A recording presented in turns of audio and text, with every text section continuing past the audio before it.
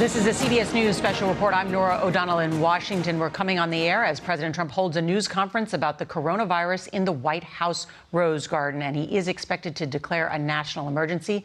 Let's listen in now to the President of the United States, as cases here have now topped 1,800 and many events canceled. Let's listen to the President. Everybody being here today, I'd like to provide an update to the American people on several decisive new actions we're taking in our very vigilant effort to combat and ultimately defeat the coronavirus. We've been working very hard on this. We've made tremendous progress. When you compare what we've done to other areas of the world, it's pretty incredible. A lot of that had to do with the early designation and the closing of the borders. And as you know, Europe was just designated as the hot spot right now, and we closed that border a while ago. So that was lucky, or through talent or through luck, call it whatever you want. But through a very collective action and shared sacrifice, national determination, we will overcome the threat of the virus. I also announced Wednesday night, following the advice of our medical professionals, who are doing a tremendous job, and we appreciate it very much, that we're suspending the entry of foreign nationals who have been to Europe in the last 14 days from entering the United States.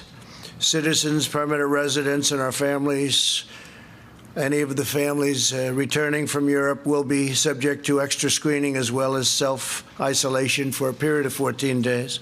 As the World Health Organization confirmed today, many of the things that what we said were 100% correct, including our designation before them of Europe. Like our earlier very aggressive actions with China, this measure will save countless lives. I appreciate a number of the folks behind me, number of the people behind me said that that saved a lot of lives, that early designation. But it is only the beginning of what we're really doing, and now we're in a different phase. We had some very old and obsolete rules that we had to live with. It worked under certain circumstances, but not under mass circumstances. They were there for a long time. They were in place for a long time, and we're breaking them down now. And they're very usable for certain instances, but not for this. To unleash the full power of the federal government in this effort today, I am officially declaring a national emergency. Two very big words. The action I am taking will open up access to up to $50 billion of very important and a large amount of money for states and territories and localities in our shared fight against this disease.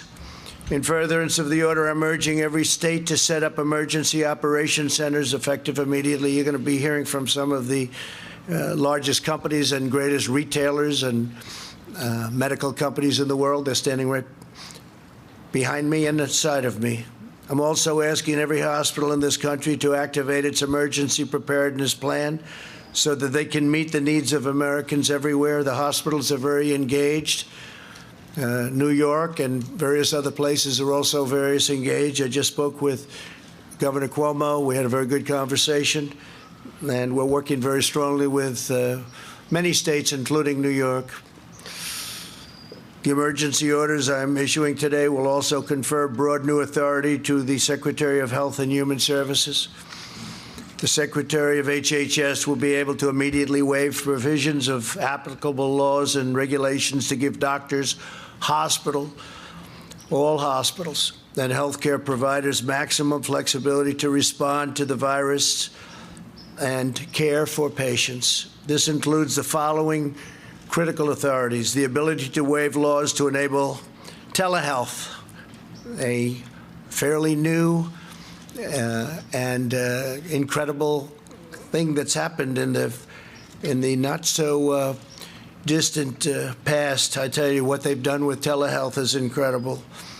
It gives remote doctors visits and hospital check-ins, the power to waive certain federal license requirements so that doctors from other states can provide services in states with the greatest need.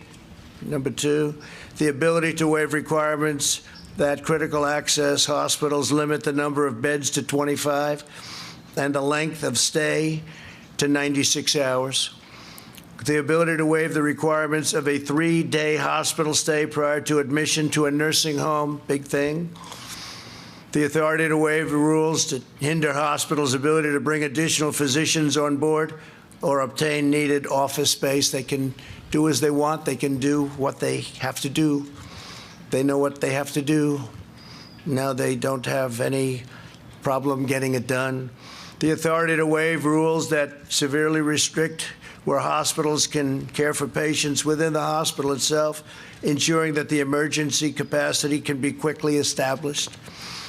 We'll remove or eliminate every obstacle necessary to deliver our people the care that they need and that they're entitled to. No resource will be spared, nothing whatsoever. 10 days ago, I brought together the CEOs of commercial labs at the White House and directed them to immediately begin working on a solution to dramatically increase the availability of tests. Other countries have called us and worked with us, and they're doing similar things or will be doing similar things. As a result of that action today, we're announcing a new partnership with private sector to vastly increase and accelerate our capacity to test for the coronavirus. We want to make sure that those who need a test can get a test very safely, quickly, and conveniently. But we don't want people to take a test if we feel that they shouldn't be doing it. And we don't want everyone running out and taking, only if you have certain symptoms. Using federal emergency authorities, the FDA approved a new test for the virus. We did this within hours after receiving the application from Roche, a process that would normally take weeks. We therefore expect up to 500,000 additional tests will be available early next week. We'll be announcing locations probably on Sunday night. I want to thank Roche, great company, for their incredible work. I'd also like to thank Thermo Fisher. The FDA's goal is to hopefully authorize the application within 24 hours. It'll go very quickly. It's going very quickly, which will bring additionally 1.4 million tests on board next week and 5 million within a month. I doubt we'll need anywhere near that. At the same time, we've been in discussions with pharmacies and retailers to make drive-through tests available in the critical locations identified by public health professionals. The goal is for individuals to be able to drive up and be swabbed without having to leave your car. I want to thank Google. Google is helping to develop a website. It's going to be very quickly done, unlike websites of the past, to determine whether a test is warranted and to facilitate testing at a nearby convenient location. We have many, many locations behind us, by the way. We cover this country and large parts of the world, by the way. We're not going to be talking about the world right now, but we cover very, very strongly our country, stores in virtually every location.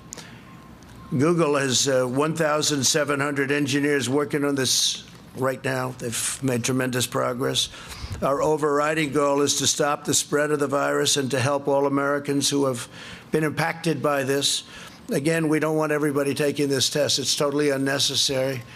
And this will pass. This will pass through, and we're going to be even stronger for it. We've learned a lot. Tremendous amount has been learned. I want to thank Deborah Birx, and I want to ask her maybe to come up and say a few words as to what's happening. Dr. Birx is a highly respected person I've gotten to know very well over the last 6 days. And what we've done is rebuilt something that was very old-fashioned, somewhat obsolete, certainly obsolete when it comes to the kind of numbers that we're talking about.